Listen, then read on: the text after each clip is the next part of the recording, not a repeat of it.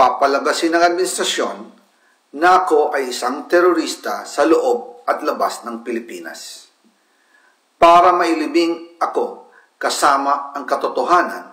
Magandang araw po sa inyong lahat.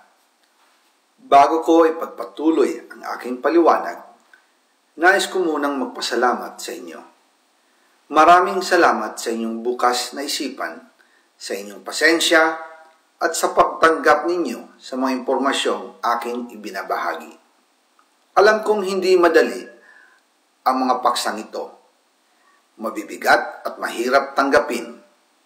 Hindi po ako makauwi dahil malaki ang banta sa buhay ko.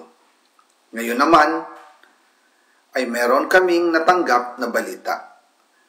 Papalabasin ng administrasyon na ako ay isang terorista sa loob at labas ng Pilipinas. Para mailibing ako kasama ang katotohanan kahit saan man ako pumunta. Pero mahalagang malaman ng taong bayan ang katotohanan. Muli, taos-puso akong nagpapasalamat sa inyong pakikinig.